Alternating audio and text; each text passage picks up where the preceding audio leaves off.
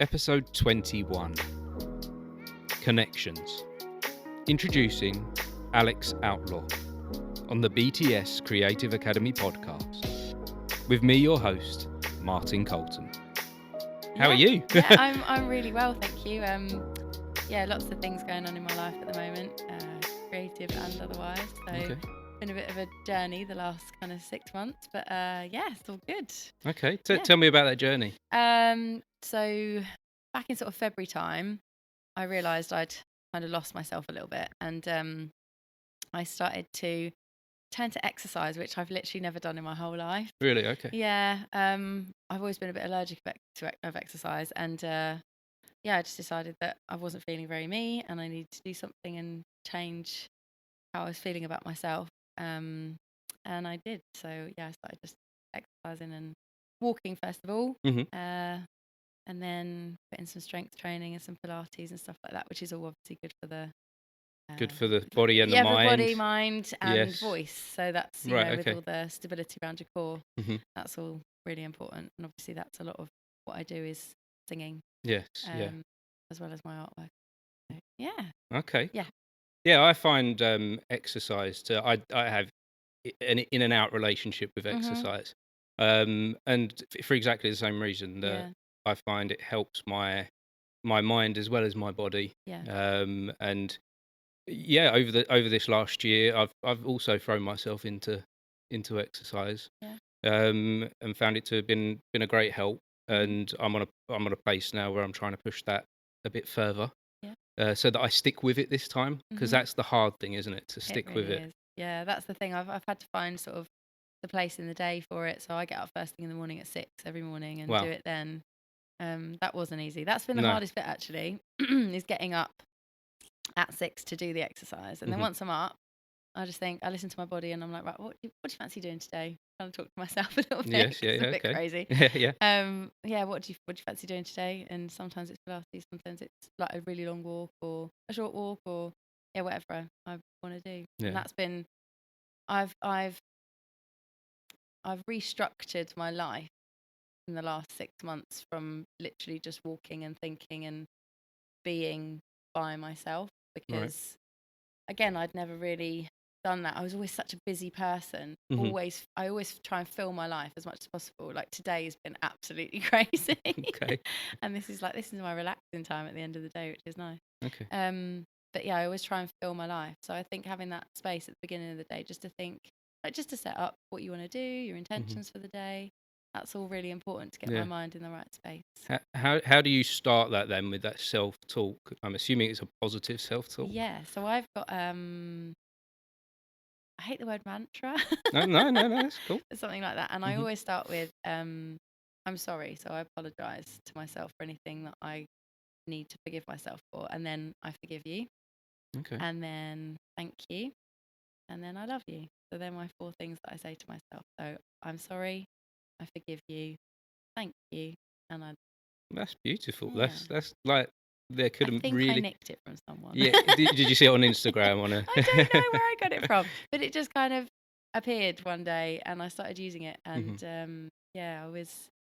Yeah, it just felt right to me, and that's what I needed to say to myself, because I really did need to forgive myself for a lot of things, Right. and thank myself for what I'd done for myself, Mhm.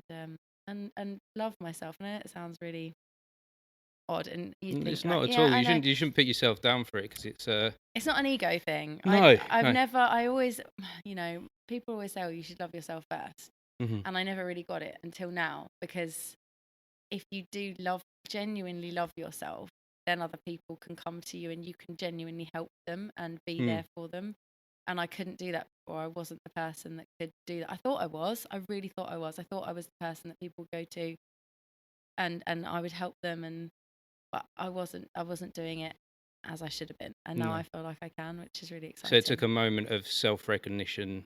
Oh, it's taken months, Yeah. years probably. Yeah. This is just like the final. Well, this is the product now. I mean, hopefully it will grow and expand. But yeah. Can I ask what kick-started that moment? I know it was on my dad's birthday. Mhm.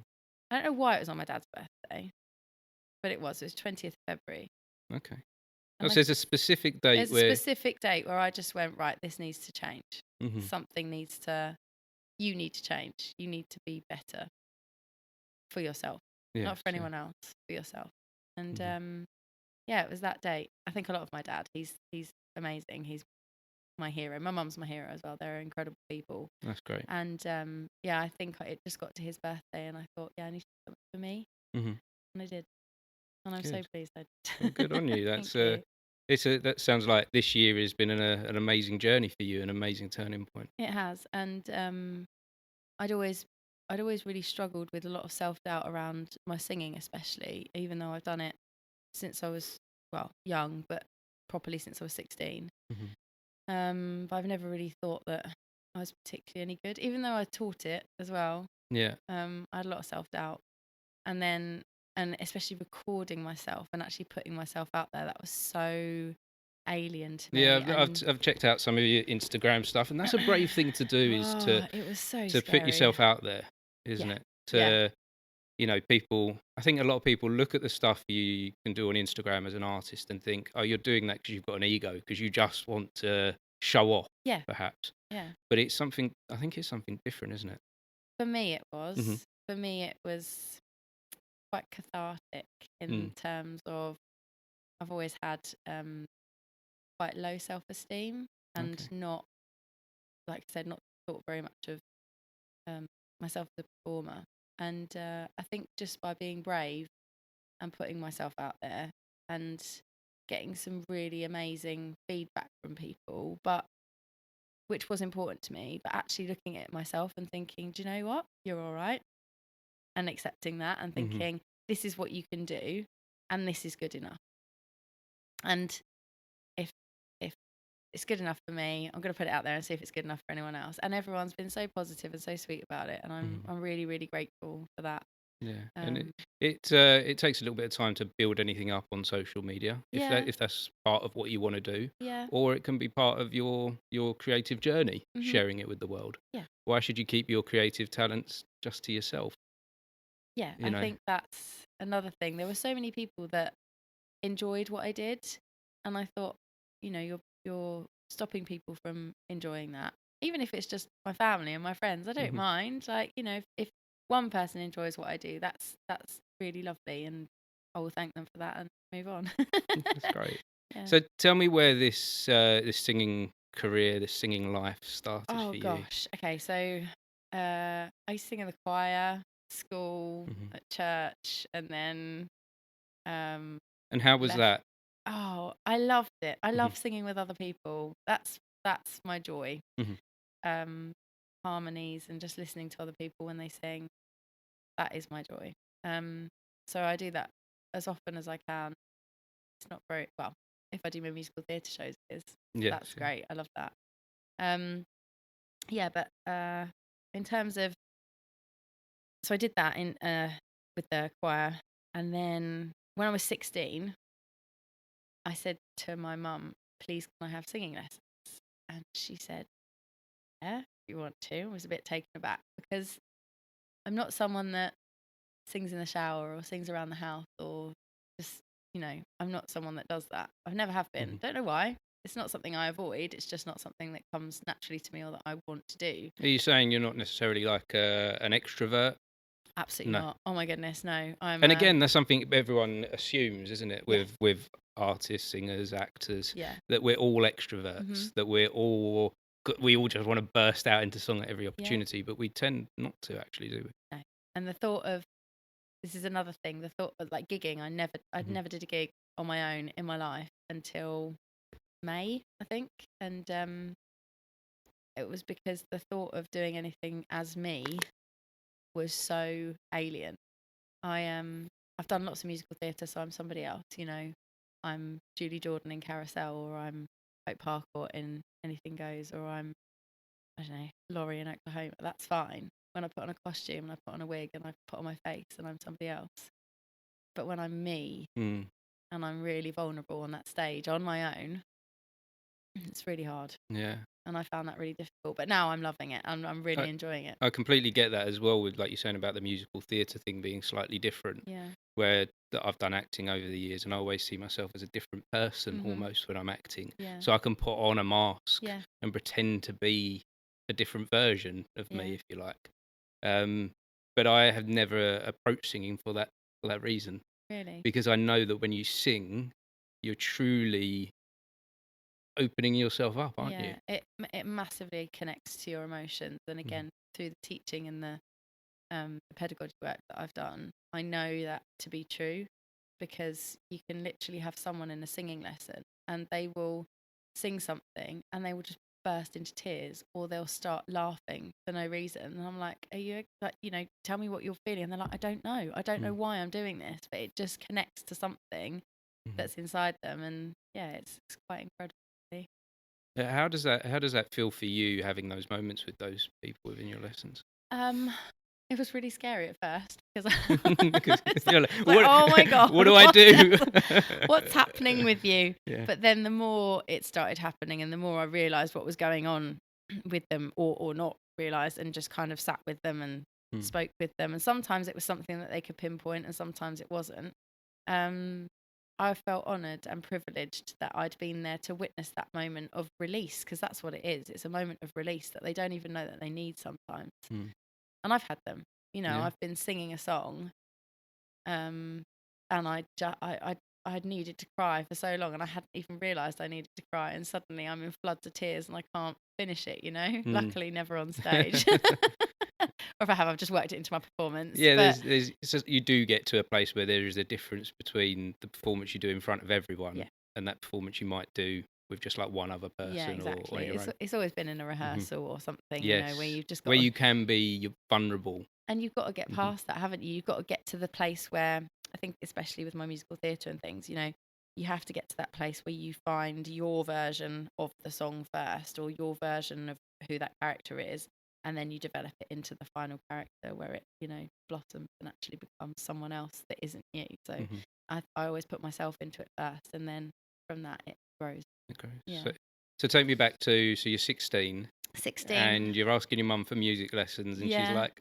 So I'd always played piano. Yes. I'm terrible. Okay. I've played since I was 5, and you would think I've been playing 6 months. I'm awful. Right, okay. So I don't think she was confident. Yes, yeah. She was a bit like, we've dabbled with music. Yeah, yes. we've done clarinet, and it wasn't great either. So let's just, she was really supportive. She always has been.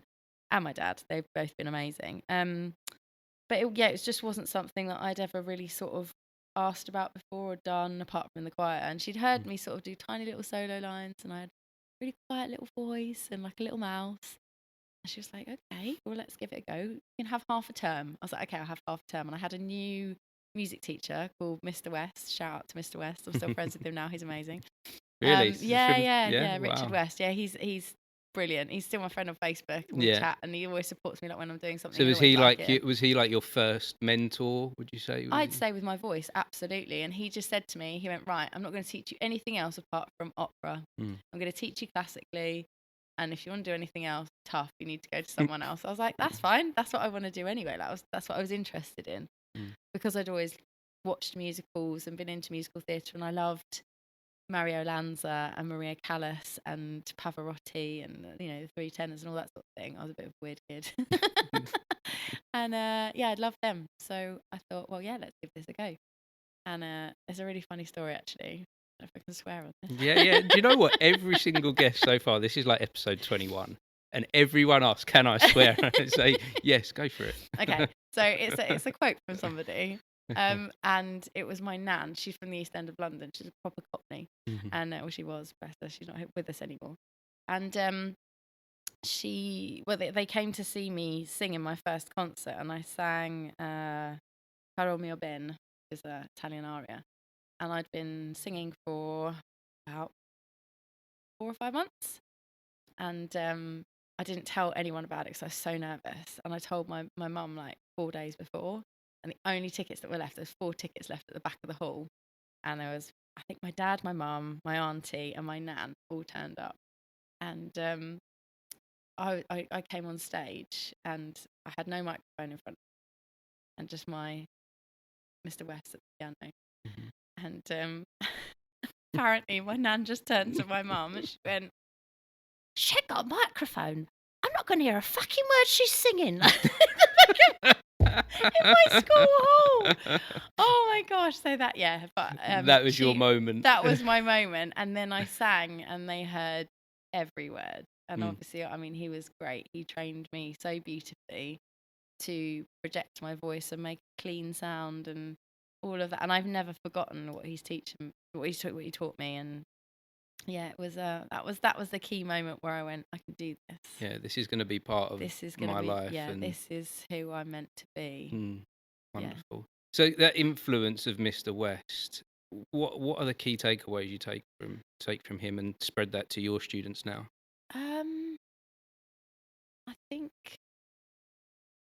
don't know. I think just a belief in the person that you're teaching. He always knew. I knew that he always knew that I could do something, no matter how long it took. He had infinite patience, and yeah, he was always like, "No, you can definitely do it. You can do it." And my first singing exam, he went, "Well, we're not going to bother doing anything else. You just do grade 8." And I was, okay. Dive straight in. I've been singing about 8 months, and he was like, "No, it's do you grade 8. You don't need to do anything else."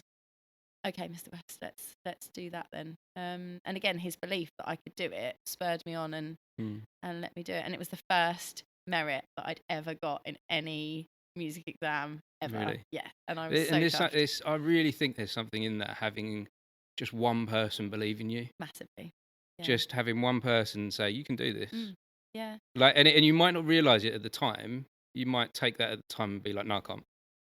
But on reflection, looking back, you're like, wow, that really did drive me forward. And I think it's someone that you respect, you know, in the industry or within that. But because my family have always been so supportive and always sort of said, you know, of course you can do it, and very real with me and told me when I can't, maybe. Yeah. Which I respect. But when someone in the industry or someone that does that for a living goes, actually, I think you could probably do this, you have to listen, don't you? Yeah. Or you try, and then you get that belief in yourself. Yeah. I think, and that's what I've tried to do with my students. You know, they hear me sing, and that's the other thing. Like I'm not a naturally gifted singer. I never have been. I work for every note that I make with my voice. What does that mean? Being someone so that doesn't sing. I can't just open my mouth and sing. I can't. I wasn't that person. You know, like you get some children that I teach or people that I teach, and they open their mouth and the tone that comes out and the pitching and everything is just bang on straight away. And I'm like, I don't know what I can do with you. Maybe we'll just tweak a little something. But I'm not that person. I've always had to work for it. I've always had to work on my technique and work on my breath control, and everything's been hard fought. Not an effort, but it's been hard fought. I've worked. And I think that's what makes me, what has made me a good teacher, because I understand that struggle. I understand that, you know, when people are struggling with something and finding something difficult, I always say that to them, you know, I don't get this straight away. I have to practice, I have to rehearse, I have to do, you know, lots of rehearsals to get this. Do you think it being more difficult, in some way, you get a bit more reward out of it? Maybe. I don't know, because I've always been this way. Yeah. I've never been able to just, and people think I can just open my mouth and sing because I do it, and they're like, oh, you know, you're amazing or whatever. And I'm like, well, thanks, but, you know, it's taken a lot of hard work. Yeah. I compare that to like me with acting and being dyslexic. Okay. So yeah, I open up a script, I can barely read it, and it's like, why the hell am I pursuing this? Why the hell am I? It's something that's really difficult for me to do, to read the pages on the words on the page. But yet, once you completed that journey, once you get to the end of it all and you've succeeded, then the reward is massive in a completely different way to the easy things in life. Yeah, definitely. And again, like, you know, getting up on stage and performing and gigging, that's hard for me. I find that hard. So again, when I get to the end of gig, I am exhausted, like I am done, but it's the best feeling because you really feel like I've done something, I've achieved something. So you've had this teacher. Yep. Did you study as well outside? Did you go to Uh, like any sort of college or university to study music? I was going to university to do art. Hmm. That was my So you have this creativeness yeah. within you. Oh god, Yeah. yeah, gosh, yeah. I've always been creative. Like, whenever I was bored at home, Hmm. Mum was like, "I'll go and draw something," or go and make up a song, go and play your piano, or watch a musical. It was always something creative, something around that. Hmm. Um, so I think I've always gravitated towards it. And yeah, I was going to do art, and then I had to break it to my art teachers that I wasn't going to do art. I was going to do drama. But I only started drama in sixth form because we never had the opportunity when I was at school. I'm Hmm. quite old. Yeah, we never had the opportunity to do drama until sixth form. Right. So when I did get the opportunity, grabbed it with both hands and ran away with it and loved it so much that I pursued it for my degree. Hmm. And I did drama, cultural and media studies because I thought I'll get bored just doing drama. I was right. But yeah, so that was how I came to be in the dramatic side of things. Hmm. But, So, yeah. so you say you got bored with the drama side of it? Not Thing? bored. I think I'm one of these people that, like I say, I like to keep busy and I like to do lots of different stuff. So I Hmm. think if I'd have just done straight drama, I might have got a little bit something else, Well, yeah. But then I found the Musical Theatre Society. That was in the first year. My friend Becky was part of it, and then she kind of introduced me to them all in the second year, and they did Carousel. She played Julie Jordan. She was incredible. And I was like, oh, I need to do this. Hmm. But I wasn't really settled enough in my first year to be able to do it. It takes me a long time to settle anywhere, really. I used to, not so much now.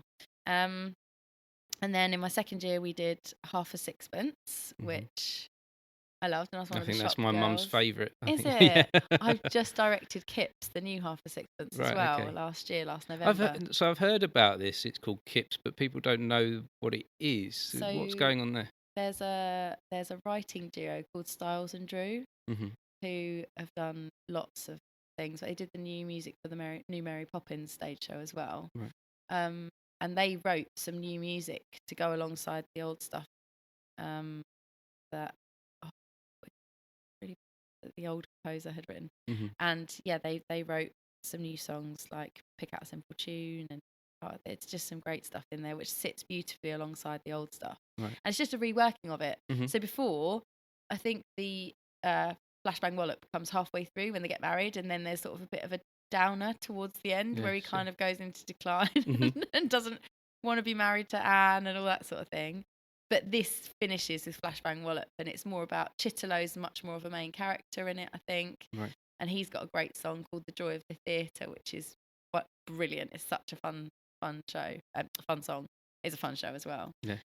So yeah, it's like a reworking of it basically. So sorry, this is something you're working on. I worked on it Oh, you've last year. done it Yes. last year. Yeah, so I directed it up until November last year when it was on at Southman Arts in Bishop Stortford. Oh, right. Okay. Yeah. What type of production was this? Is this your production company, Amateur Dramatic Society? Amateur Dramatics. So Yeah. I've been part of Bishop Stortford Musical Theatre Company since 2004, Mhm. when I came back from university. Now you can work out how old I am. No, I'm not going to start. I didn't. Don't worry. That's all right, I'm terrible at maths.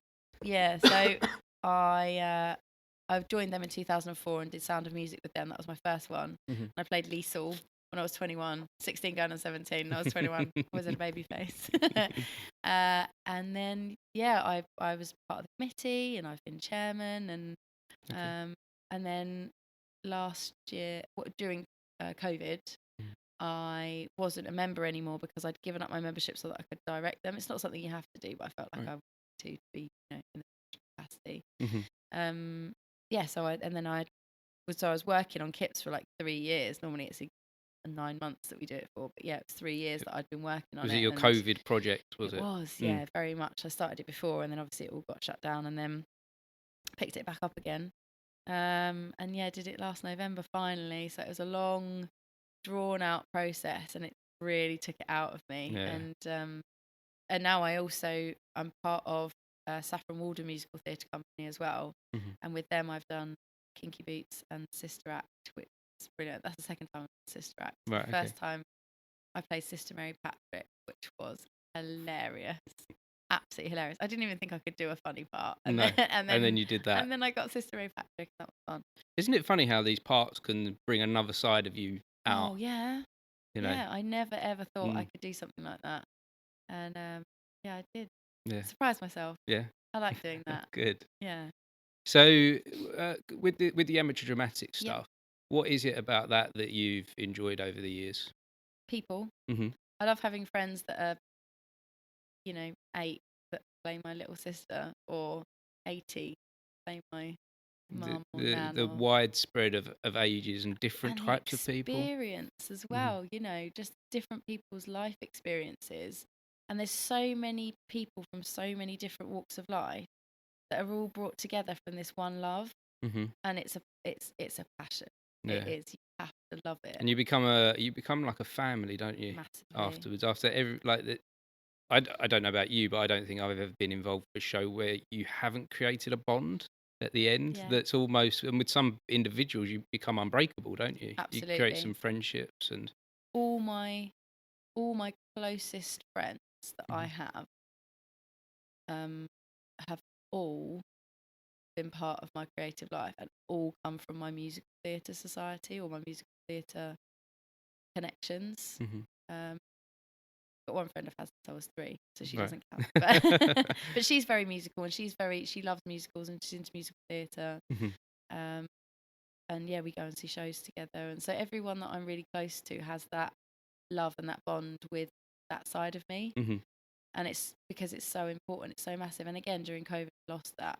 I didn't even watch a musical. I couldn't think about it. I couldn't do anything to do with it. I was still Why is that? teaching. I don't know. I just had to shut it down. Really? Yeah, it had to go Yeah. because I couldn't go and see anything, and I couldn't be involved in anything. I think I just shut it away Was it almost too painful? massively, Yeah. massively. And I found teaching really hard because it was all online. Hmm. When you're playing the piano and you're half beat in Yeah, front or of there's a in lag. front There's a of lag in the Wi-Fi, yeah, and I yeah. literally learned to play half a beat in front of everyone, and then when I came back to doing live face-to-face lessons, it was really hard to Yeah, be in time to with to it. get to get it back to Yeah, normal. exactly.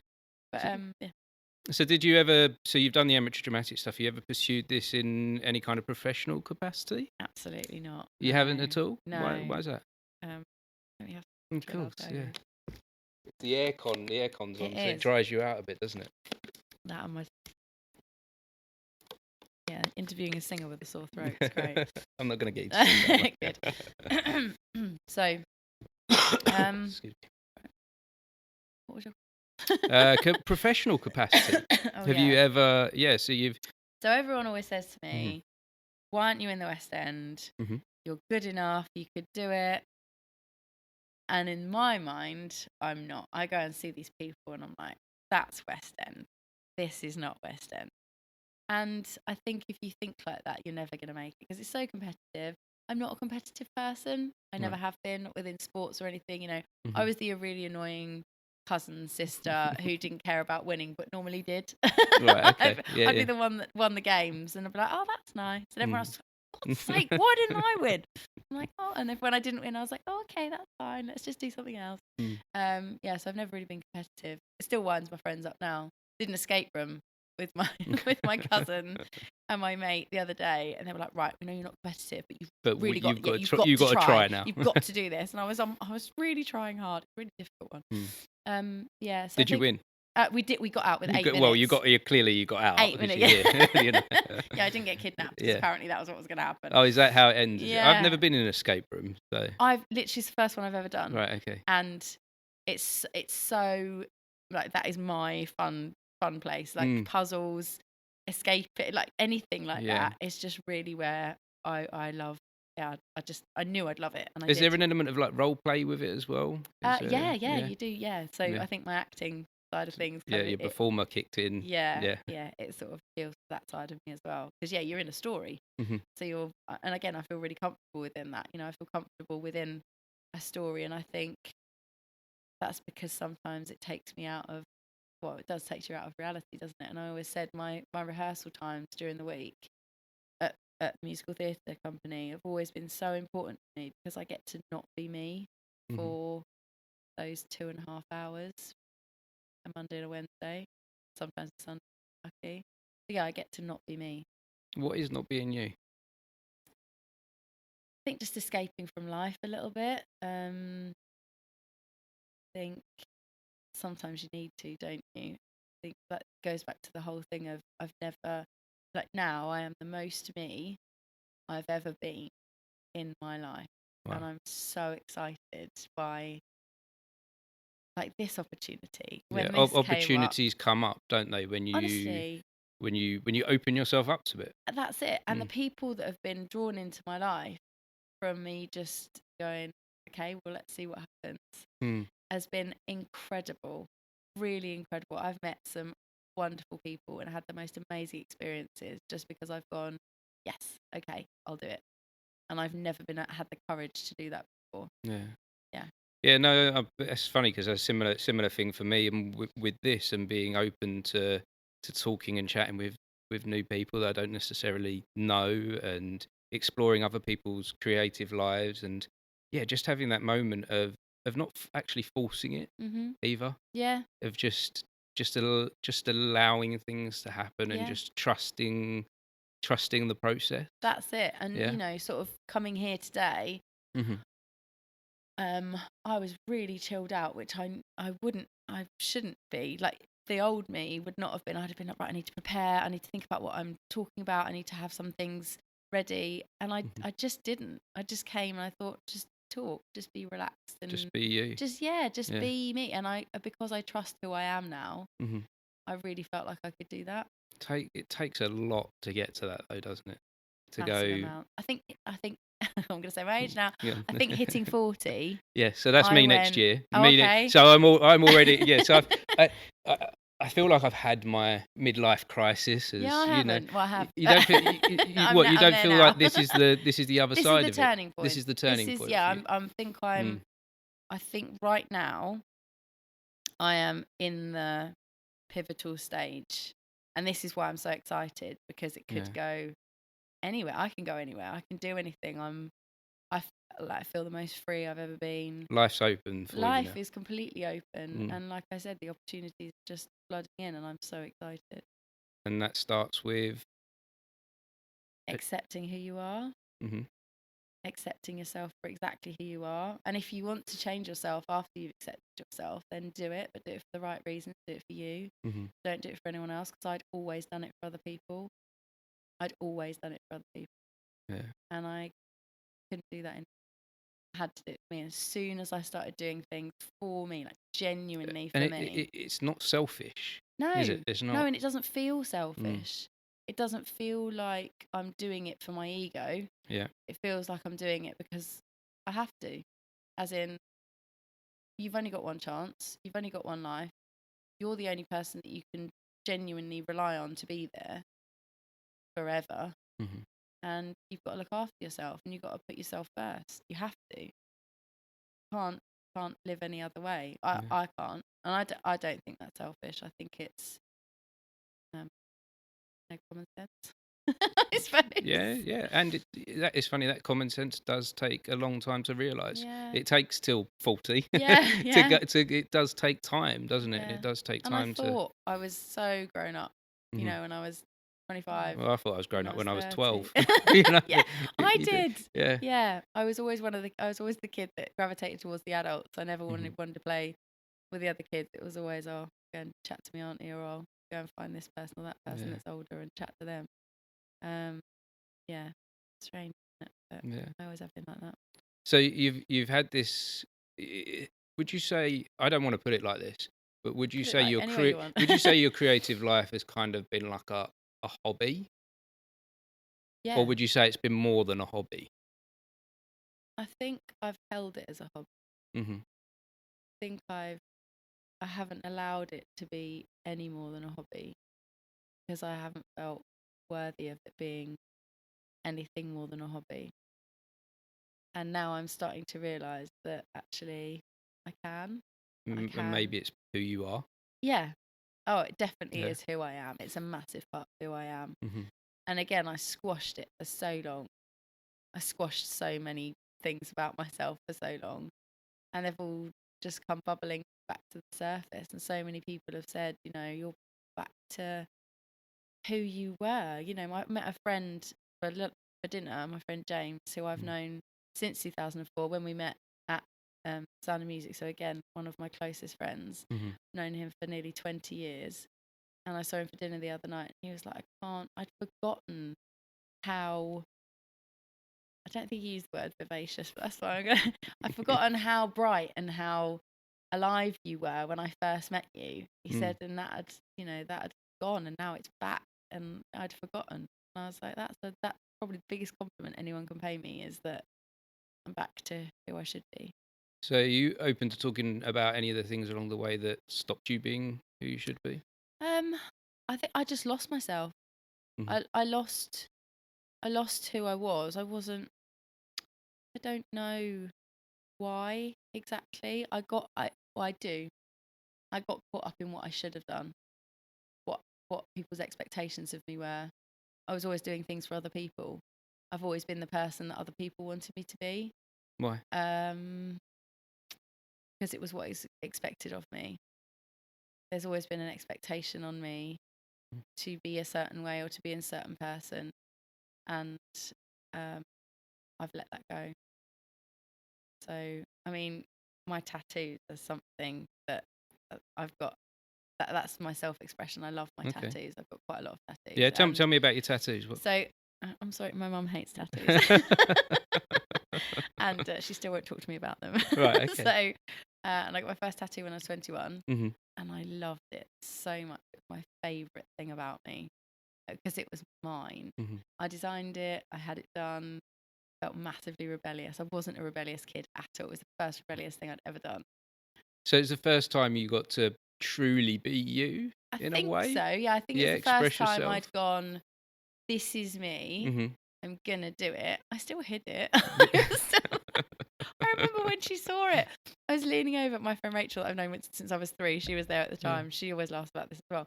But I was leaning over and my top just rode up at the back of on my back.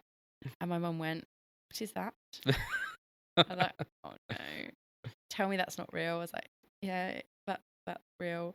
And I had 2 other friends round at the time, and they just went, we're going to go now. They could just see the look in my mum's eyes. Yeah, I think she's come around to the idea a bit more now, but yeah, I love them. They're who I am. I've always loved them. I've always wanted them. I've always felt that they made me a bit more me. And some of them don't even mean anything. I just like them, so I got them. Okay. Some of them do mean quite a lot. Like the one on my legs for my nan. She was a massive influence as well. Like the one that said she couldn't hear a word I was saying. She was a performer, and her and her sister BT, they used to dance and sing on the stage. In London. Okay. When they were little, and they love performing. And there's a history of singing in my family. So that's obviously where I kind of get it from and where I get the love from, and that's where my love of musical theatre comes from as well, because my nan always loved the musicals, and it's just been passed down. So she was a massive influence to you. Huge, yeah. She was the matriarch of our family, and yeah, she taught me. She's the first person who taught me how to tap dance. Okay. I'm still really bad. She'd be embarrassed. I still go to tap classes though. Yeah. Because I love it. I don't go to tap class because I'm any good. But yeah, I do. There's an important thing in that, isn't there? Not doing something necessarily because you're good at it, but because you love it. Yeah, that's something that I've done recently, because I think you don't. I always thought you have to be good at everything. You have to, and if you're not good at it, don't bother. I was a massive perfectionist. Yeah. And now I just think, sod it. Let's just try it. Let's just give it a go. See, there's something in that you're saying about like your mantra. One of my mantras at the moment is failing forward. Yeah. So for a long time I'd be a perfectionist and nothing would get done because I couldn't reach that place of being good enough. Yeah. And so I was putting things off and keep working towards that thing that I'm trying to achieve. Yeah. And then nothing. Yeah. Whereas with this, if you go back to 3 or 4 weeks ago when I started, this whole setup was pretty awful. And like I had my best friend sitting down with me and we had a chat. and I only had a laptop, and I did have these microphones, but they didn't work properly, Right. and lots of it technically was pretty bad, Yeah. and the conversation was not. It's not for anyone else to listen to, really. Maybe one day. Maybe one day as a point to look back Yeah. and go, it didn't have to be perfect in the beginning. It had to grow. Mhm. Yeah, I had to keep failing. I had to keep making mistakes in order to get to that good place. Yeah, and I think that's what I've done with my videos as well. Mhm. Like putting them on YouTube and Instagram and stuff. I just felt like I just needed to do it, even if it wasn't great, if it wasn't perfect. You Yeah. know, I'd listen back to it and I'd cringe at some of the notes, or I think, oh, I could have done that so much better. Mhm. But what I do with it is I do one take. I do a few takes, like I do 3 or 4 or 5, but then I pick the best one, and I don't cut anything. I don't cut any bits out. It's all one take. Yeah. And that's important for me, because I just think you need to show your faults. You need Yeah. to show what you can't necessarily do as well as Because what none you of us are can. perfect, No, are we? and I've struggled with that my whole life, always feeling like I needed to be the perfect person. I needed to be the person that, you know, like I was saying about people coming to me for help, I always wanted to be that person, and I Mhm. felt like I had to be perfect, especially as a teacher. I had to be perfect for people then to be able to get something from me. Actually, from my failures, I've been able to teach people better, Yes, yeah. much better. Do you think within some of the influences you've had, do you think, you talked about having really great parents. Mhm. Do you and your nan was really Yeah. important to you. Do you think there's possibly anything inputting some people very high up on maybe a pedestal? Do you think there's I anything think in that then you go, oh, I might not ever reach that place of where they are? actually it's been more of the fact that I've been put on a pedestal and I've been afraid of falling off, so I just haven't done it. So I just think, Mm. well, if I don't do it, then I can't fail, and then people won't think that I'm. That's what I mean about being Yes, that person yeah. that people expect. Who put you on a pedestal? My family. Yeah, yeah. So as much as they're sorry guys, as much as they've been really supportive, Yes. and I appreciate everything that they've done for me, at points it's been difficult to meet that standard. And it's probably me. Like, Mhm. you know, they've probably had no expectation of me. They just think I'm wonderful. They genuinely think I'm wonderful. But because they think I'm wonderful, I feel like I always have to be wonderful. So I'm not putting it on them at all. You know, Yeah, yeah. we choose how we react to how people are to us, don't we? Mhm. People can't And control that's how all, we and feel. it's all, it's a very strange thing to be in a position of saying, got wonderful parents, and they do a wonderful job, Mm. but I've made some decisions from Mhm. how they've done a wonderful thing, loving you and caring for you and trying to bring you up. Yeah. And I'm saying that from a place of my parents, very similar. Yep, they're the best. Yeah.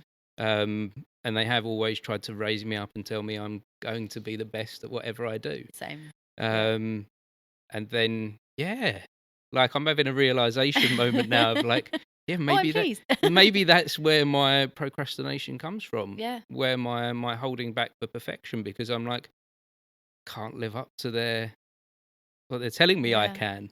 I even had a conversation with them the other day about their relationship, because my mum and dad's relationship is so perfect. Mm-hmm. It's so perfect. Like, they've been together 57 years this year, and they met, and within 3 weeks they knew they were going to get married, and within 6 months I think they had got married. Mm-hmm. And then they've brought up this family, and they are still together, and they've gone through some really shit times, Mm-hmm. and they're still there holding each other, looking after each other, loving each other beyond belief. And I think me and my 2 brothers have always had that as again, like an expectation that is what we would have, and a hope as well. Yeah, yeah. But I think we've always gauged our relationships that we've been in against that. Based on them. Yeah. Mm.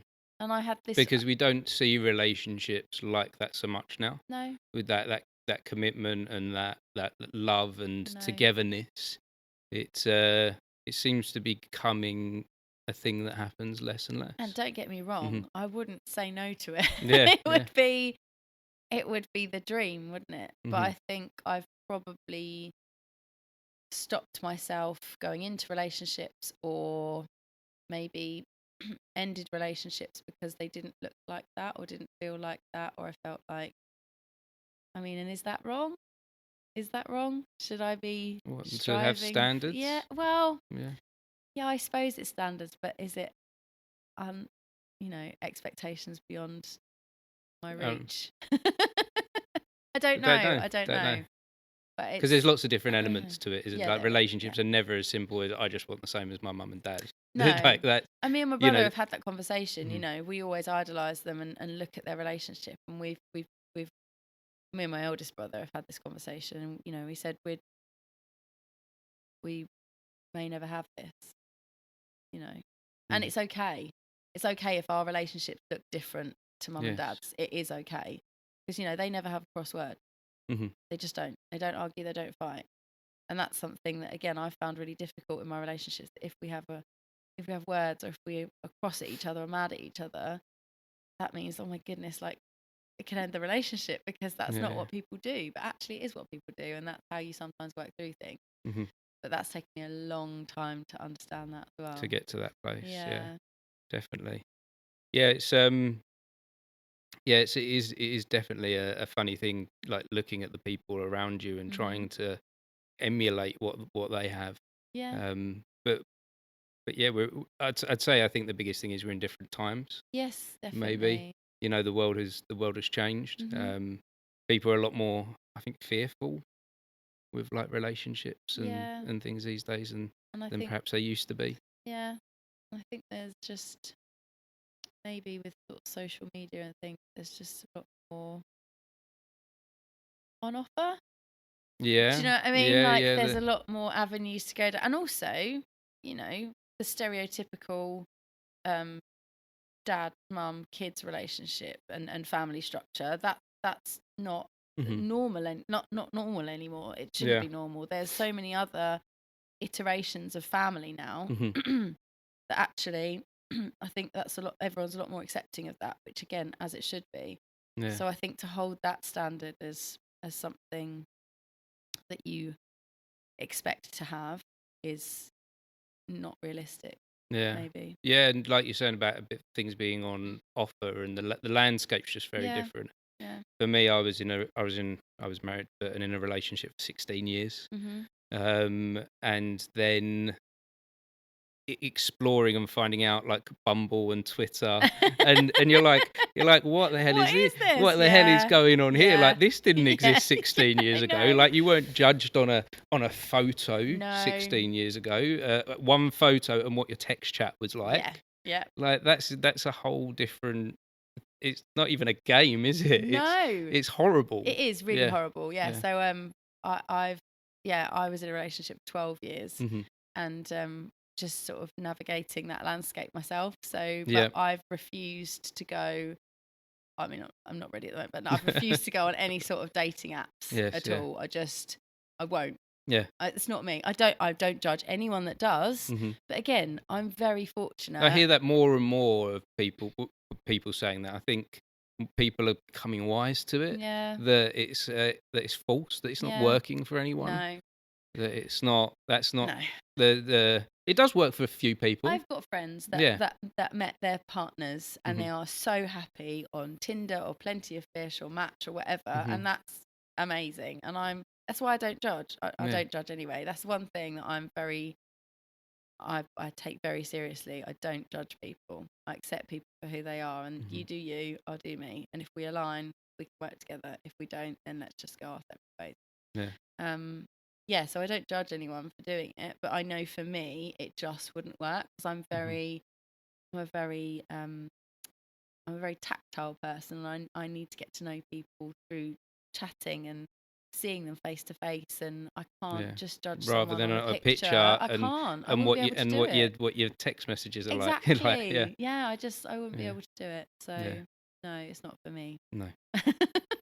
So changing the subject slightly. Yeah. So I know this isn't. I did a little bit of research on you, and I know this isn't the first time you've been on a podcast, is it? You're like, what? Have I done this before? You've done this before. You've done this with a friend, and you spoke. You're on Oh! YouTube. You type in your name in Do YouTube, you and you mean come up. Mike? Yeah, and yeah. Oh, was that about my operation? Yes. Oh, okay. Yes, yeah. Yeah. Do you know what? That had gone Was completely that out of my was that a head. while ago? Was it? I think that might have been during COVID when I went a bit nuts. Went a bit nuts. Hasn't changed. So you just had this moment of just, oh, go on a podcast. Yeah, I'll go on a podcast. Yeah. Well, yeah, he's Mike's amazing. Okay. He's one of the nicest people you'll ever meet, Mhm. and my mum absolutely adores him beyond belief. They just got on straight away. And by the way, he's got loads of tattoos, and she doesn't mind his. So I'm just saying, thanks, Mum. Yeah. So he's one of the sweetest men, and you just feel like it was his girlfriend that was going through endometriosis, which is what I went through, and it was. Can I ask what that is? Oh, yeah, so it's like I'm like no, clueless. No, of course. Like... So endometriosis is basically where the lining of your womb grows outside of your womb and it goes into your body. So with me, I was stage 4, which they grade it like cancer, but it's not cancer. So my kidneys were stuck to my back, my kidneys were stuck to my womb was stuck to my bladder, and my womb was also stuck to my bowel. So I had to have reconstructive surgery on my bladder, my bowel, and a full hysterectomy. So I can't have any children, which I never wanted them. So, but I don't know if I never wanted them because my body was telling me I couldn't have them. Right. Okay. Or because I was in denial. But when I was saying this to a friend the other day, I had my first operation, and then I had a stoma. So I had a bag for 4 months, and then I had to have that reversed. And it wasn't until I had the reversal done that I came home and I stood in the shower for 10 minutes and I literally cried for all the babies that I was never going to have. And that hit me really hard. Yeah. And I've recently realised that I would like to have a family in whatever guise that might present itself. So you said it yourself, family isn't necessarily one way, is it? No. So whether that's someone that's already got children that I meet, or potentially adopting, I don't know. This is very new. Yes, this is very new. No, like you said, you're open. I am, and all these opportunities are kind of opening up to me, and I don't know where I'm going to go, and I'm excited about it. But I'm not saying no to anything anymore. Before I'd just gone, no, not doing that. No, I don't want that. No, I don't want that. Yeah. But now I'm a bit more open to things. So, but yeah, that's what endometriosis is. So it can go anywhere. I know someone that's got it in their lungs. It can go into your legs. It can go anywhere, and it's really painful. So I was in pain every day of my life for 20 years, and this was where the whole exercise thing came in as well, because I was in, every time I went to the gym, whatever, I was in so much horrendous pain. And I thought everyone was. I thought it was just normal to be, to be like this, in agony. Everyone was like, oh yeah, the gym's really painful. But I was literally throwing up and passing out. It was that bad. And I thought, I'm just such a wuss. I just can't do it. I'm just allergic to exercise. No, you're really poorly. And then once everything had sorted itself out, I then had to change my relationship with my body massively. Because I wasn't connected to it at all. I'd completely disconnected myself from my body, almost ignored the fact that it was there. It got me around day to day, mostly. But because I'd been in pain and it hadn't served me for so long, I didn't feel like I wanted anything to do with it. So that's been nice, reconnecting with my body and how it works, and just being excited about the fact that I can use it, to do stuff. So maybe this is a huge part of your reawakening and your new beginnings. Yeah, maybe. But so that was the other podcast I was on. Yeah, so you're like, what that. are you talking about? Yeah. Yeah. But that was done distanced as well, because it was during COVID, so it was sort of, I was on my laptop, he was, so it wasn't like this. So is there any advice that you'd give to anyone kind of going through what you went through? Just keep badgering them, because the thing keep badgering the doctors, medical professionals, because it's a lot more spoken about now. But when I was going through it, there wasn't a lot of information about it. People just didn't. I I went to the doctors, and the first doctor I went to literally didn't believe me, just didn't believe me. Mm. The second doctor I went to luckily did and said, You hear "Yeah, that so often, don't you? honestly," and especially I play my feminist card Okay, now, go on. but especially with women and the things that women suffer and go through. Mhm. I have to say, the gynecologist that I had that I eventually went to was a guy. Shout out to Mr. Whitlow, he's amazing. Colchester, if anyone needs him. But he's the one that, I said to him, I want a hysterectomy. I want everything taken away because I know that if I have that, my life's going to be perfect, fine. I need everything gone so that I can live, because I wasn't living, I was existing. Day to day, I was existing. Mm. Like, I couldn't go out of the house some days because I was in so much pain, or because I didn't know what was going to happen with my body. It was so unpredictable all the time. And he said, it's your body, you can do what you want. And at that point, I just burst into flood of tears, and it's the first person that had said that to me. Mm. And yeah, again, it was just a moment of feeling free and knowing that I was going to get something done about it. But yeah, badger the health professionals, because it takes an average of 7 years for someone to get diagnosed with endometriosis. 7 years. 7 years. Wow. I had it for 20 years before they even And acknowledged. so and it's a pain that can't be pinpointed to one particular thing. No, it's so hard until to they do the diagnose. investigation. Yeah, so they have to open you up. They have to Mhm. do a laparoscopy where they go in with keyhole surgery, and that's what they did with me. They were like, "Oh, we'll go in and we'll do something." They do something called a clearance, where they'll literally take out any endometriosis that they find, and sometimes it gives you 6 months free of pain. Sometimes it gives you 2 years. Especially for people that want to have a baby, like your fertility can be affected 50 times more than PCOS, polycystic ovary syndrome, which people talk about all the time. But actually, fertility rate for endo is so much less. Like, it's so much harder to get pregnant. As far as I know, I'm not a medical professional, but that's what I've read. Yeah, so they go in and they'll do a clearance, get out as much as they can. Sorry. And then they'll sew you back up and see how you get on. They went in and he opened me up and just went, I just closed you back up again because it was everywhere.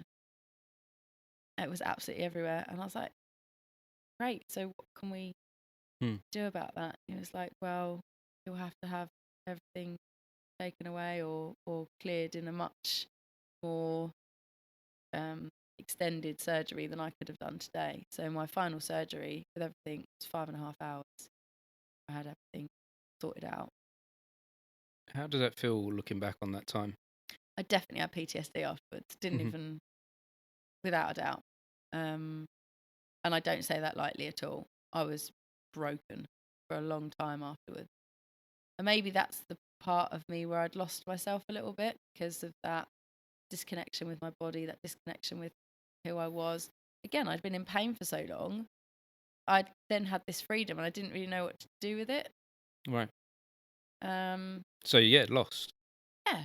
And where do I go? Yeah. And scary because, you get to a point where you're like, well, I can do anything now. I don't want to.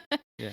Whereas not this, like now, I'm at the point where I can do anything, and I want to do everything. I want to experience everything. I want to go everywhere and do everything. So yeah, what would you say to people that prior to in the early stage, you just say to someone, pester, get on top of it, make sure they're doing the best for you. Yeah, I think talk to people, talk to your family and friends, and really get them to understand what you're going through, because again, my family were incredible. They listened, they supported, they helped, but I've got other friends that have gone through it that people don't understand. So, like, for example, weight gain is a massive thing with endometriosis. So there can be comments from people, like, oh, maybe, if you change your diet or if you exercise a little bit more, and all of that can be really unhelpful because you don't feel like changing your diet because you're in pain all the time. So sometimes you just do want to eat chocolate.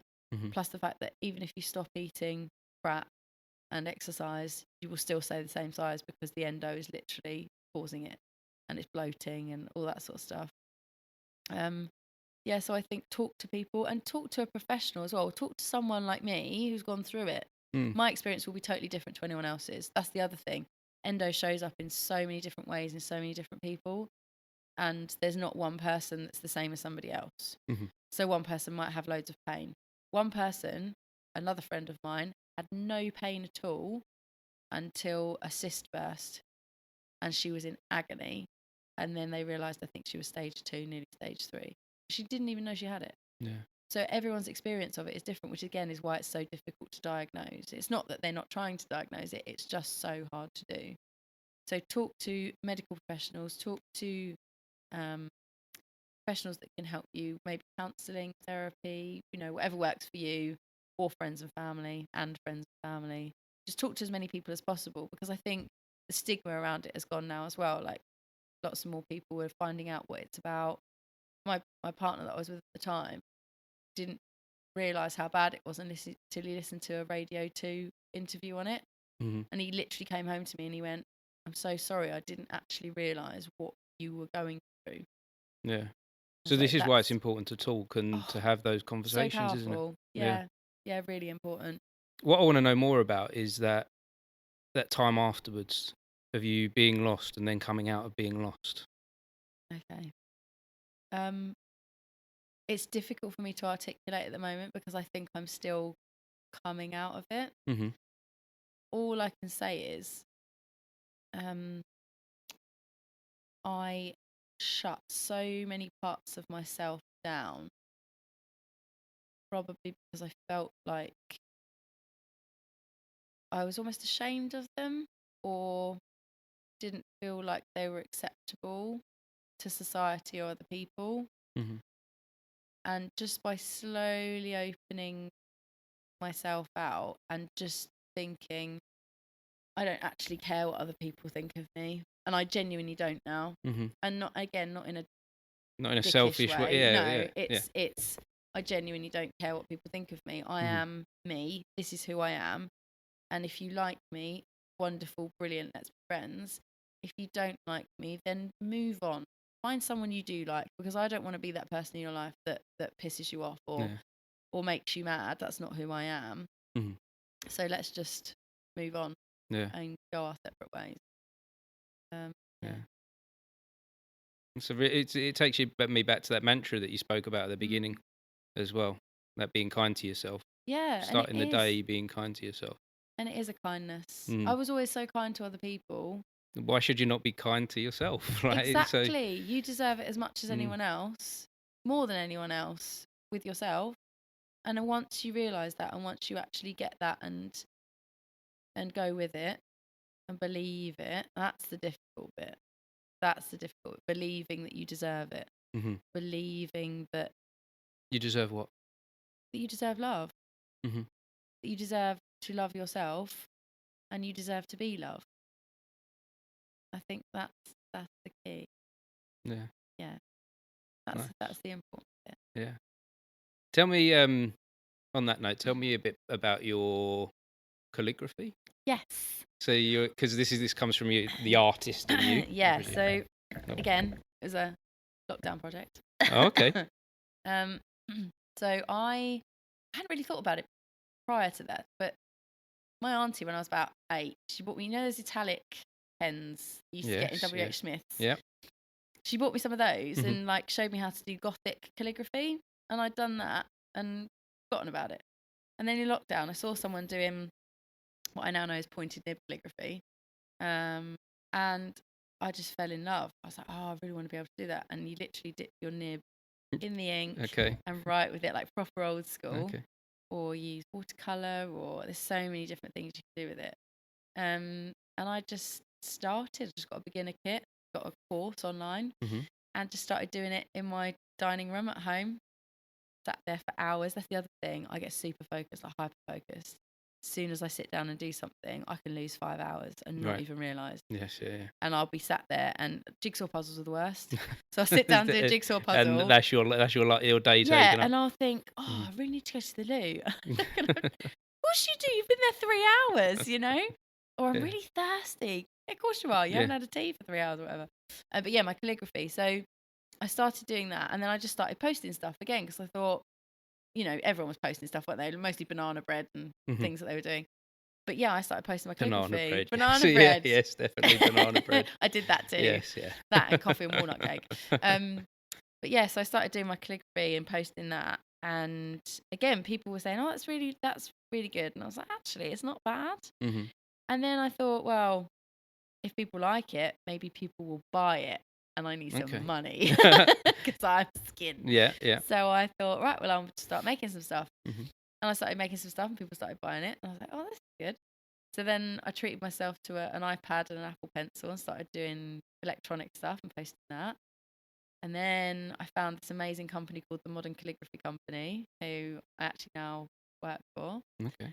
And I set myself some intentions. So another thing I did in lockdown, like read all these books about intention, manifesting, and hmm setting yourself goals and stuff, and work.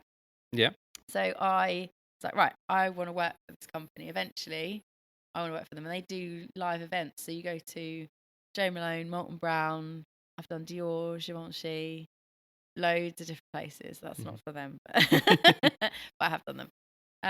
And yeah, you just go and do live on-site events where you do calligraphy like on their boxes or on leaflets for them or whatever, or engrave on their bottles.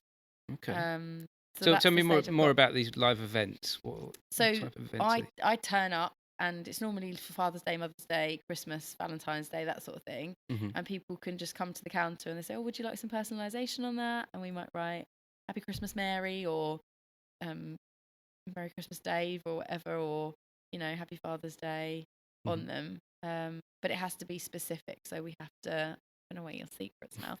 We have to learn a certain script, certain font, so it can't just be whatever They encourage you to put your own flourish on it, but it has to be within certain guidelines, so it's on brand. Well, so Okay. I've learned a lot about branding and that Mhm. kind of stuff. I've learned so much from working for them. Yeah. So I started doing commissions hmm for people. One of the best ones I've ever done actually wasn't paid commission. It was for my dad. Nice. So That's often the best way when you create something, Oh, isn't it? To create something for people you love. yeah, and Yeah. it took forever, hmm but it was so worth it just to see his face. Oh my God, never forget it. So it was for his 80th birthday, and we couldn't have anyone around 'cause it was during COVID, and I went to see them, and he loves the song Vincent by Don McLean, and it starts off "Starry, Starry Night," hmm and I wrote all Van of Gogh. the Van Gogh Yeah. picture. Yes. Yeah. And it's all about Van Gogh. So the hmm Starry Night picture, This is the song. Yeah. yeah. So I wrote all the words of the song as Van Gogh's Starry Night, as Van Gogh's Starry Night picture. Okay. I need to see this, I think. Okay. Just carry on I'll describing I'll it. show it to you later. Yes. Yeah. But yeah, so it's Van Gogh's Starry Night, but it's got all the words of Don McLean's. And as he opened it, hmm I played the song for him so that he knew what The it reference. was. Yeah. Yeah. Yeah. And it was just the most magical moment. It was lovely. Yeah. That So sounds. that's important. And I know that other people are having those moments from hmm stuff that I create for them. I get people saying, "Oh, can you create this for my mum and dad's ruby anniversary?" Or "Can you create this for our wedding as a reminder?" Or "Can you create this for my friend who's going through some real shit at the moment?" And all of that, I get to hear people's stories and I get to be involved in that. And that, even like at the live events, or hmm who are you giving this to? Why is it special? And I get to hear people's stories of why that, Connecting with people. yeah. And again, it's that connection, it's that hmm face-to-face connection that I love and that I enjoy. I love people. Yeah. Yeah. I love people. And I love connecting with people. What is it about that you love? I'm interested. I'm so interested in other people. Mm. I'm so interested in finding out. I think, again, goes back to the Musical Theatre Society and having all those different people with all different life experiences being in one place. People are fascinating. Even if they do the most boring job or what people think is boring, I'm fascinated by it, hmm or why they love it or why they hate it and why they're still doing it. Are they doing it to support their family? Are they doing it because they don't know what else they can do? Are they all of that fascinates me. Mm. Um, yeah, and it teaches me something. It teaches me something about myself or about my life or about maybe where I want to go and what I want to do. Yeah. I'm always listening I find within curiosity, it kind of opens doors. massively, It kind of takes you down different routes. massively. And that's why I'm loving this. Yeah, Yeah, because this is opening doors and this is taking me on a journey like nothing I've experienced in 40 years. yeah, You know, there is something in connecting with people and finding out about them, Yeah. isn't there? Yeah, it Yeah. really is. And listening. Mm. I love listening. I know I'm doing a lot of talking today. But No, this is isn't- about you. So, But this, I'm not used to this. I will much rather Mhm. sit and listen to someone. And I think that's the biggest gift you can give to anyone, is really, truly listening to someone. Not thinking about what you're going to say next, or thinking about how you're going to respond to that person to show them who you are. It's really, truly listening to them and thinking, I want to hear what this person's got to say. Mm. And that is what I always try and do. Yeah. Try. Yeah. Don't And always that's succeed. and that is exactly what I'm trying Yeah. to do myself. Yeah. So, where can we find your calligraphy? Am I pronouncing that right? Calligraphy, yeah. Calligraphy. It's calligraphy. And I do Yeah. pointed nib calligraphy, I do engraving calligraphy. Mhm. So I am Outlaw Calligraphy on Instagram. Haven't got a website yet, and that's I really should, because my main job day to day is as I work for a web developer and web design company. Okay. And I work So you for know the importance of having a I website. know, Yeah. and get your website, kids. But I don't have one at the moment. So do you develop websites yourself? No, my friend Kelly is incredible. Mhm. She develops the websites, designs the websites. I do the graphic design for her. I do all her social media, marketing, PR, bookkeeping, basically her bitch. So I do, Yeah. Okay. I do everything that she asks me to do. But no, she's the clever one. She does all the coding and So everything. you need to ask her to make you a website. Oh, she will. So what's her name? Kelly. Kelly, make Alex a website, please. She will. She will. She keeps badgering me about it. She's, Yeah. well, I can do it. I can make Mhm. it. She just needs to set up the platform for me, and I can put it all together. But yeah, it's just another thing, isn't it? That you just It is, you gotta and do. you're part of this journey. It's part of this journey Yeah. that maybe not everything has to come all at once. No, You know, that can be the next it'll step. happen in its own time. Mm. It'll happen at the right time. That's another thing that I've done. Just trust. It's really trust the process. Trust in the process. It's one of Yeah. those things, isn't it? But do, because Yeah. everything happens at the right time. Well, you spoke about you mentioned believing in manifesting. Mm-hmm. Yeah. Yeah. Tell me about that, Massively. because that is trusting. I see it as it's worked best for me when I trust. I'm going to sound really wanky now. I'm glad you said that. I was going to say wanky a minute ago. I was like, shall I say that? Yeah, no, it is, but it does, and I'm sorry, until you get to that point of like, things are coming together. Yeah. Trusting the universe is important. Everything I've asked for in my life, I've got. Whether that's good or bad, Mm-hmm. everything I've asked for, I've got. Now, whether I've made that happen or whether opportunities have been put in front of me by whoever, I don't know. Mm. But I've always got whatever I've asked for. And now... And not in a tantrum way, again, in that kind of selfish way. It's, but so what I've found with it, it's not always directly what I've asked for. No. It's what I need. Yeah. Yeah. So it happens for you, not to you. Mm. So when you think something bad is happening to you, it's not happening to you, it's happening for you. Yes. So you've got to go through that shit. It's repositioning your thought process over that. It's how you react. Yeah, how you react. Always how you react to something. So yeah, it's shit's gonna happen to you your whole life, but it's how you react to that shit that makes you the person that you are. And trusting where that shit is going to take you to as well. I think so, without a doubt. Yeah, I mean, I haven't been through as much crap in my life as most people, but I have, and it's affected me a lot. But it's also maybe the person I am now. So I wouldn't change any of it. I literally wouldn't change anything that's ever happened to me. Yeah. Is there a manifesting moment for you where you was like, yeah, this is part of what this is about? I think when I got my first job with the modern calligraphy company, when they went, "You're going to go and work for Joe Malone," and I went, "What?" Okay, all right, I'll do that. Because there was 3 companies. It still comes as a surprise, doesn't it? Yeah, there were 3 companies that I wanted to work for: Joe Malone, Molton Brown, Dior. And now, tick, tick, tick.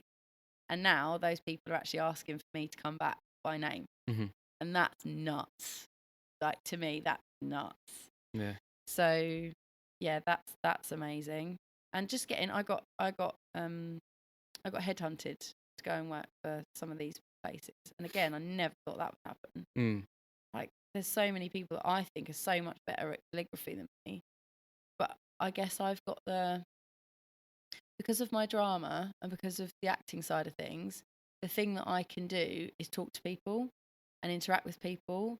And I think that's something that actually some of the creatives that do calligraphy struggle with, because they are very introverted. They're not used to, they sit in their studios and they do stuff for people, but they're not necessarily comfortable being at live events and being in front, because you literally sit at a desk at a Dior counter or at a Joe Malone counter, and you're being watched the whole time you're doing it. You're being watched, and that doesn't bother me because I get watched on stage singing and doing whatever. Yeah.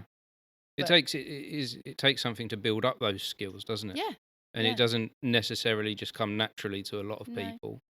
And all the things that I've done in my life, has now come to this. And I can now see that, all the things, all my performing side of things isn't just for the performing on the stage. It's for my calligraphy stuff that I do now. It's for my singing gigs that I'm doing, everything. It's for this. Yeah. Being comfortable sitting here is all come from accepting myself, but also from the performance side of things, Yeah, that's there's definitely something in manifesting, and but not to the point where you just sit back and go, You can't. I want to be a famous actor. I want to be on the West End. Yeah. Therefore, that's going to happen for me. I think that's the key thing. You have to action it. You have to make, when things present themselves to you. This is what I mean about saying yes. I got a phone call 2 days ago from one of the ladies at the model company saying, we want to feature you in our magazine that's coming out at Christmas. I don't know if I meant to say that, but oh well, it's out there now. I was like, oh my, that's nuts. Yes, of course, but it's taken trust and hard work to kind of get there. They wouldn't just phone me up and say that for no reason. But yeah, I've made that happen from the work that I've done with them. I now teach for them as well, so I run workshops for them too. So I teach people. Again, my teaching that I've done all my life has gone into now teaching people calligraphy. I never thought I'd do that. Yeah, it's crazy. So you teach calligraphy as well? I teach calligraphy as well. Yeah, so okay. I do workshops, calligraphy workshops, and I had someone contact me, a wedding venue. They've contacted me and said, "Oh, we'd like you to come in and do some workshops for our brides, so they can do their own like bridal calligraphy, on their place names and things." But they just contacted me out of the blue, and that was exciting. So I'm going to go and do a couple again for the modern calligraphy company, but back in. Yeah. So what does that look like when you've got some students? So I normally have. I've had 4 students. I've had 14 students. It just depends how many people are booked on the course. And they get these worksheets that we work through. And first of all, you have to teach them the basic strokes. So the basic strokes of calligraphy are the downstroke, which is thick, because as you press the pen down, the tines of the pen open up, so you get thick strokes. And then as you gently push the pen away from you, the tines come back together, and then you get the thin strokes. So you always get thin up strokes and thick down strokes. And then you've got sideways strokes and all different. So you do that first, and just get your hand and eye in. But calligraphy is much more about drawing than it is about writing. So I have people come to me that are dyslexic, and they're like, "Oh, I can't spell." I'm like, well, don't worry about it. You're making shapes. You're drawing shapes, and we'll just put the shapes together. And you do one shape at a time. You do one shape at a time, and you literally draw. We'll draw an oval, and then we'll draw a line, and then and it's really freeing for people. And you get to a point in the workshop. This is my favourite point in the workshop, where it just goes silent. Everyone stops talking, and they're just focused on what they're doing in front of them. Some people get frustrated, and that's okay. We go back in and we help.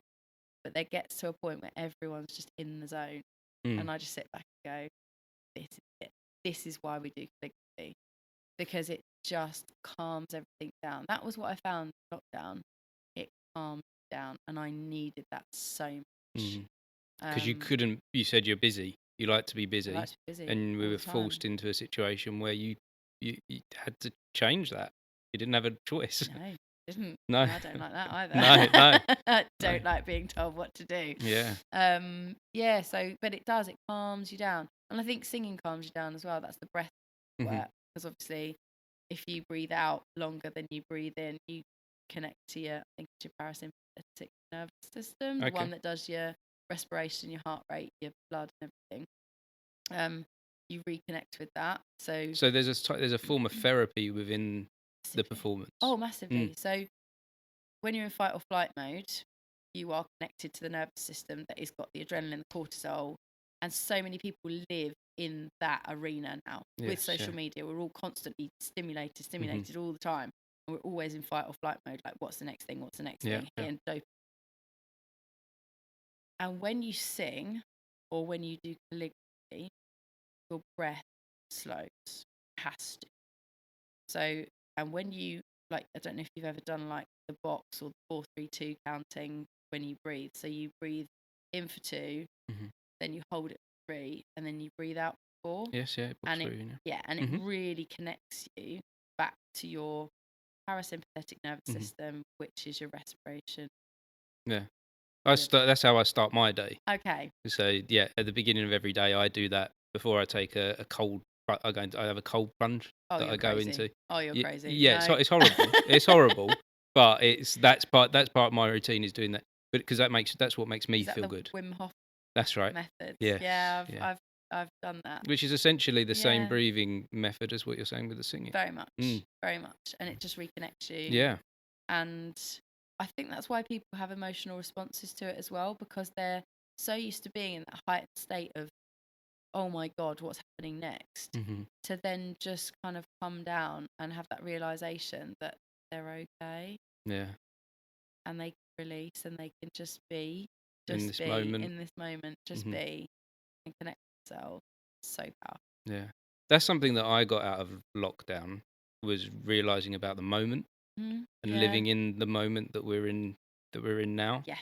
Not all the stuff that happened earlier today No, and all the no. potential for what could come next. This right Yeah. here now is the moment. Yeah. This is where life is. Yeah. And Yeah. that comes back to listening again, doesn't it? Like, when I'm listening to someone, I'm not thinking about my dinner or what I'm doing tomorrow or anything like that. I'm not bringing the shit in that happened to me earlier. Mhm. Same thing. Yeah. Just sitting, connecting with that person opposite me as much as I can. Don't get me wrong. Sometimes I think about other stuff that's going to Yeah. happen, or, Yeah, I'm because not, we're humans. Like, perfect. yeah. And I'm fine Yeah, with and this that. is why I say the way I use the word wanky when I was talking, because it does, because some people that don't quite understand this might look at it haven't and go, or experienced haven't it. experienced it, or haven't got there yet. That's it. It's if Yeah, you haven't experienced it. it's like, yeah, really, Yeah, you yeah, sound like a twat. you sound like you know it. You Yeah. sound like you know everything, and Yeah. it's not coming from a Not at place all. of knowing everything. No. It's coming from a place of finding things that have worked for us. Yeah, and it is what works for you. It is, fine. Again, it's connecting to who you are Mhm. and what you want in life. I think that's the key thing as well. Like, really knowing, really understanding what it is you want out of life. Mhm. I'm not there yet. I don't know. This is why I'm excited, Because it's open. yeah. And there's Is there any part of that question that you've got hold of at all?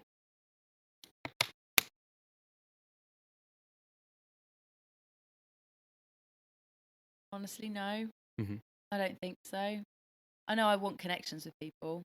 I know I want people in my life that lift me up and I lift them up. And I want that.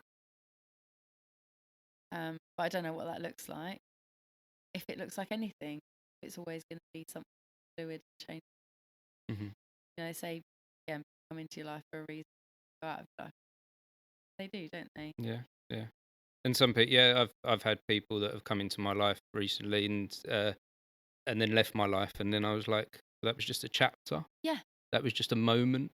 Like, they weren't meant to hang around. No. They weren't meant to be there forever. No. Or even actually, even something that I've personally struggled with over the years is people that you've known for a very long time, and then they disappear out of your That like your lives go in different Yeah. direction, and you're like, yeah, no, maybe like that's the But that's right. yeah, That's how it should be. And maybe you'll reconnect at some point yes, when you're yeah, both in alignment with each other again. But when you're not, there's no point fighting it. There's no point mm-hmm. trying to be someone you're not just to keep someone else. Like, yeah, yeah, that's trusting the journey, yeah, isn't it? yeah, it Yeah, is. Yeah, and trusting yourself mm-hmm. and trusting yourself to know what it is that's best for you.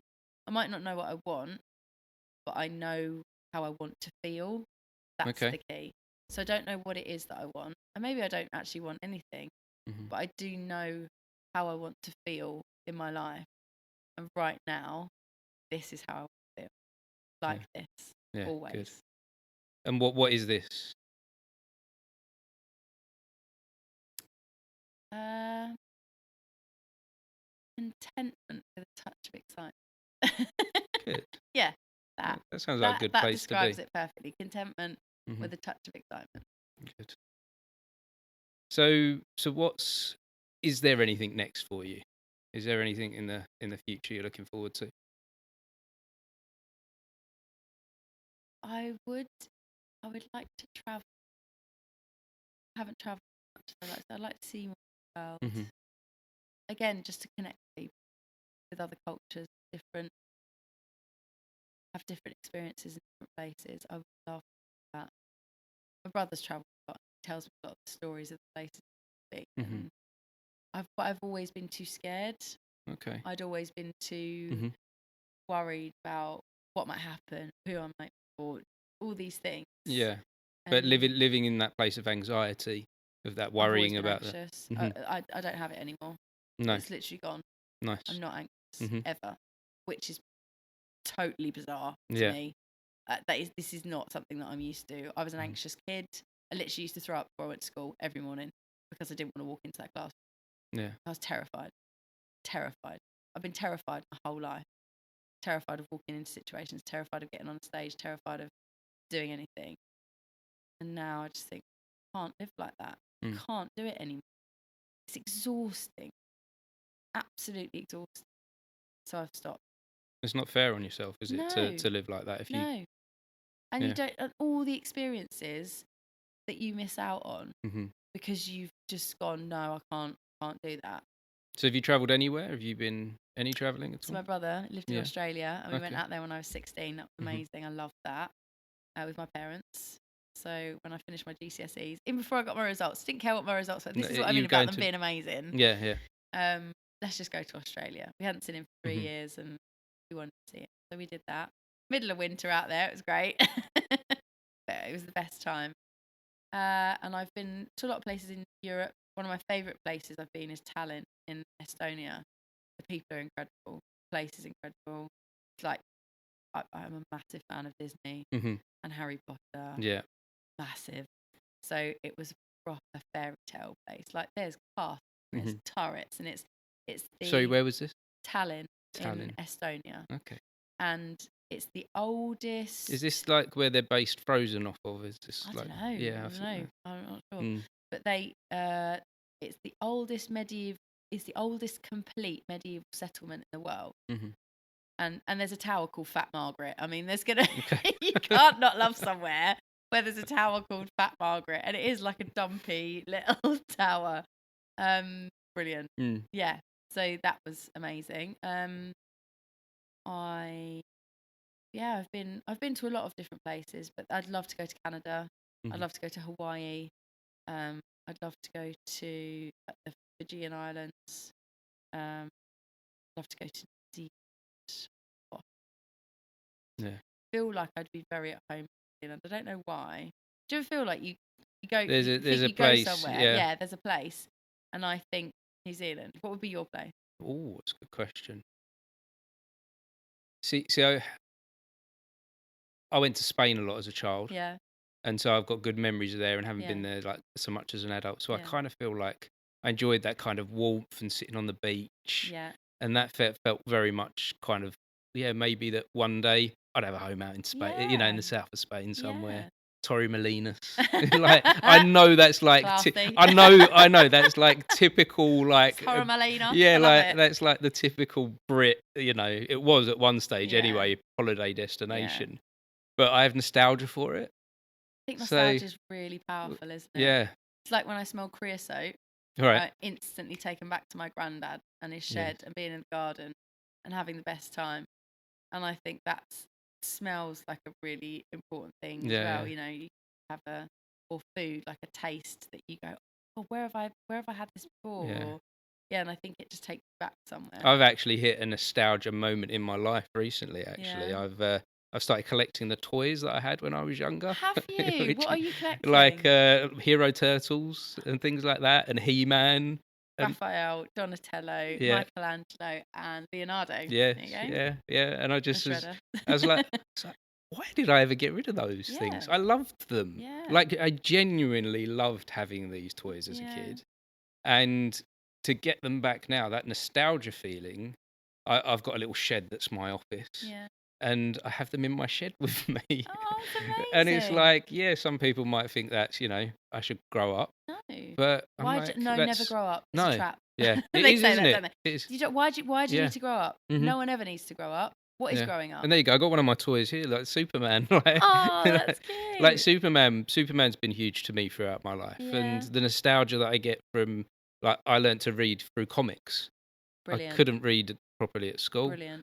but comics was a thing that my grandparents gave me comics. Every time they'd take me away, I'd get a new comic from my granddad, and I learnt to read that way through looking at the pictures, associating the pictures with the words, and Yeah.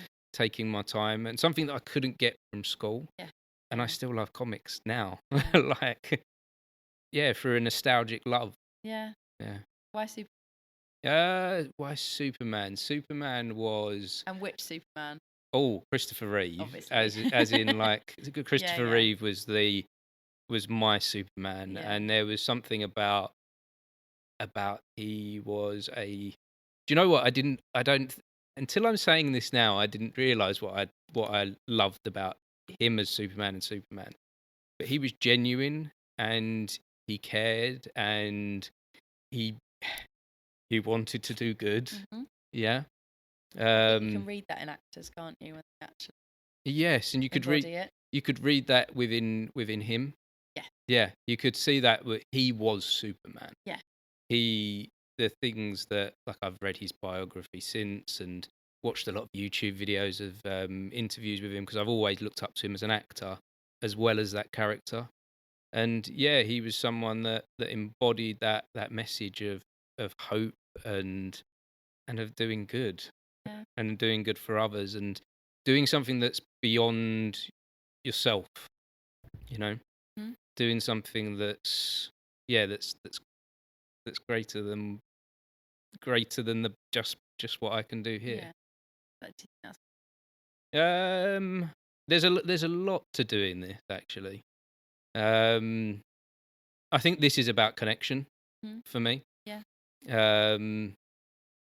And I think there's an importance within conversation.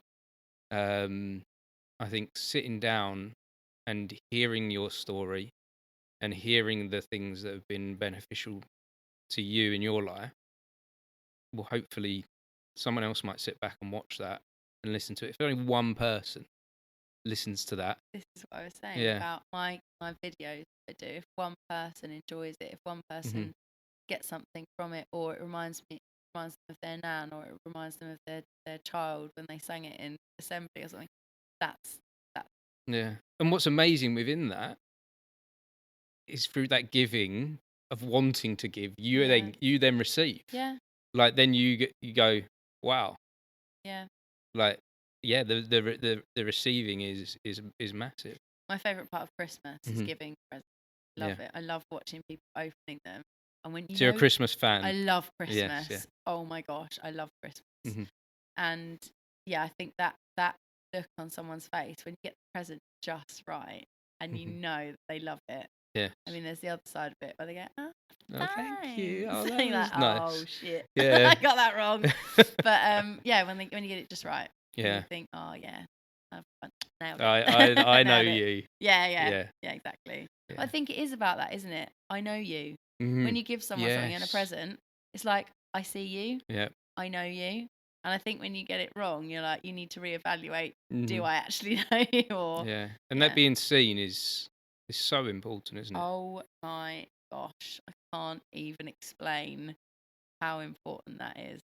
For someone to see you, to Mhm. truly see you and accept you for who you are, that's it. Mhm. That's what I want. That's what You I wanna be want. seen I want to be seen. and heard. Yeah, Yeah. for exactly who I am and accepted Mhm. for exactly who I am. That's it. That's what I want. There Good. you go. We nailed it. Yeah, we nailed it. I think that's the mission complete.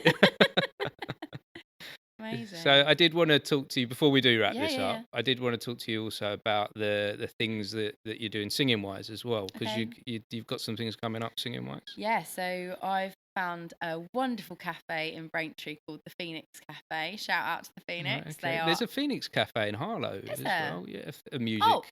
Are they linked? no. I don't No, think so. No, no. Okay. no. Um, no, the Phoenix Cafe in Braintree is run, but it's owned by 3 couples. So it's got a very community feel to it, and they're all incredible people.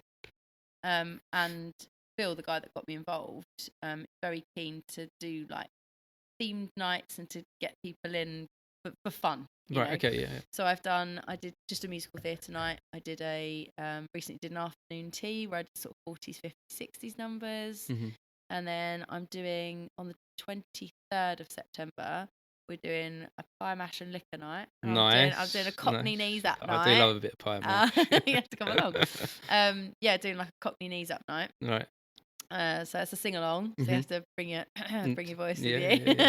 Yeah. And then on the 4th of October, I've got a gig at South Mill Arts, which was my second home for years, doing Bishop Stortford Musical Theatre Company. And they asked me to come and do that, which was really sweet of them. And it's one of their live midweek music events, and like that's all musical theatre stuff. But I've got a friend accompanying me. I've got my cousin who's an incredible musician, Charlie Turner. She's going to be accompanying me and performing with me as well. And I've also hopefully got one of my students that I'm trying to encourage to do more performance. Hmm.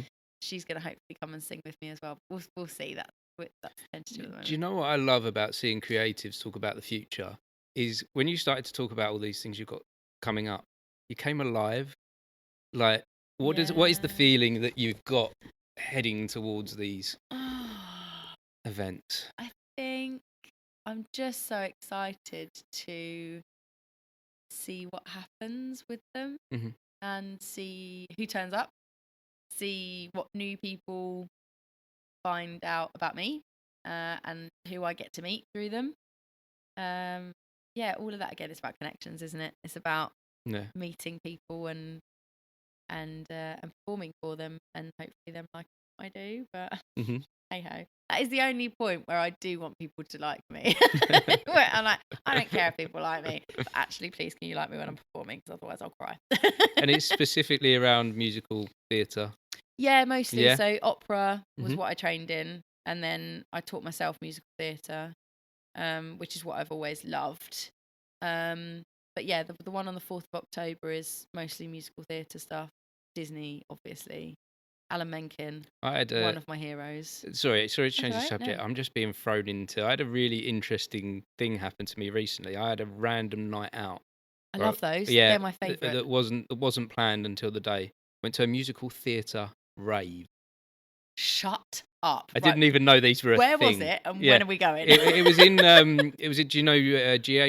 Yeah. It was in there. Amazing. And yeah, it was just, I was like, is this a thing? Is this, because I love musical theatre. Yeah. I'm not a musical theatre person. Yeah. But I love musical theatre. Amazing. And I was like, a rave? Like, that just sounds like the best thing ever. And it was. I bet it was. It was really special to be in a room with people that loved the same songs you do, because Yeah. musical theatre is it's not for everyone, is No. it? No. It's I not mean, people for bursting into song in the middle of a dinner is not.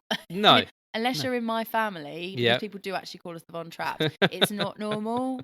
We do. But musical theatre is a different type of music, and it has that it's that connection thing, like you're saying with like your family, and you're Yeah. the Von Traps. Yeah. Yeah. Yeah. Yeah. You connect in a different way than you would with, say, like a normal pop song. Yeah. Well, it's Wouldn't because you? when you with musical theatre, you have the drama, so you have the acting, and the acting's one level.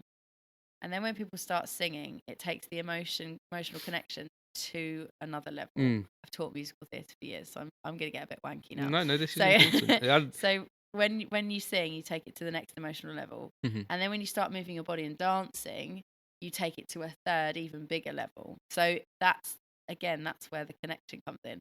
So musical theatre, rave, I'd literally lose my mind. Yeah. That would be amazing. It was. I bet it was incredible. It was, and it was like I was like, right, okay, I'm going to stay till like 12 because you're getting older and everything. You're like, and you're like, yeah, let's do this till 12. Stay till like 3 a.m. because it just like it was like there wasn't a moment where a song came on and everyone in that place was singing and chanting. There wasn't a moment to leave. Oh my god! Because it just.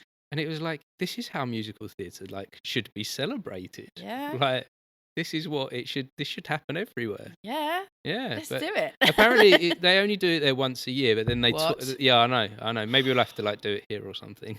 That would be so cool. But like, it was a really. Have you ever heard of anything like that? No. If I'd have heard of it, I'd have been there because that's right up my street. Yeah. No, it was really good when that. There was something different about being in a nightclub environment, and what was it that came on? One More Day, Les Mis. One day more. Yeah, and that came on One Day More, and lost their shit. yeah, it like you don't get it, or when the bass dropped on Wicked on Defying Gravity, like that, like that moment, Defying Gravity in a nightclub, you're like, yeah, like. This should happen everywhere. And it was like a genuinely fun night. Yeah. Because and everyone there was having fun. Yeah. And it was almost like, oh, I found a community here. Yeah. You and know? I hate any sort of forced fun or, informed fun where you have to have fun. Yes, yeah. I like actually having fun. So spontaneity is so important to me. Yeah. I have to be able to be spontaneous. Like a night like that. Like you say about nights that you just don't expect to go on. Yeah, woke up that day, didn't know I'd be doing that at the end of the day. And I love that. That's my favourite. And that's, again, I'm just so excited to be able to go, yeah, I'll do that. Yeah, I'll do that. Yeah, I'll go to a musical theatre rave. Yeah. And I would recommend it to anyone. Yeah, so you've got all these things lined up next. You're excited about them. Yeah. Yeah. And where does everyone find out about what Alex is doing? So I've got Outlaw Calligraphy, which is my calligraphy on Instagram, and then I've got the _singing_outlaw on Instagram, which is my singing side of things, and I'm also the Singing Outlaw on YouTube as well. Okay. So if you're really bored and you want to watch all my videos, you can do that. Yeah, that's about it. And then eventually I'll have a website or two. You'll get a website in the near future. Get a website, yeah. And if someone wants to become a student of yours? So I'm not actually teaching that much. So it's I've only got a couple of slots available because I stopped teaching. As another thing I did. I was like, right, I can't teach anymore. I'm very done. Why was that? Because I think I wanted to perform again. And I thought, if I'm going to perform, I need to fall back in love with it. And I couldn't while I was teaching it. You had to have a moment for you. Yeah. Again, it was being selfish, getting back to me. Yeah. So yeah, I think I just had to stop to find it again.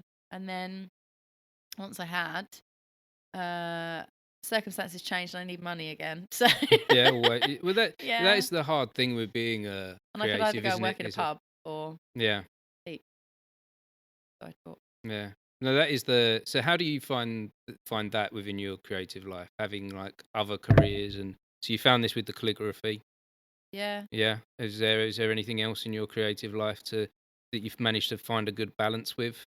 Well, I think my day-to-day job now as well, that's I get to be I mean, sometimes I'm not creative at all, and Kelly will laugh at me and say, "Oh, you've had a techie day today," because she can literally see it in my eyes. I'm like, "Oh, please stop it, making me transfer websites."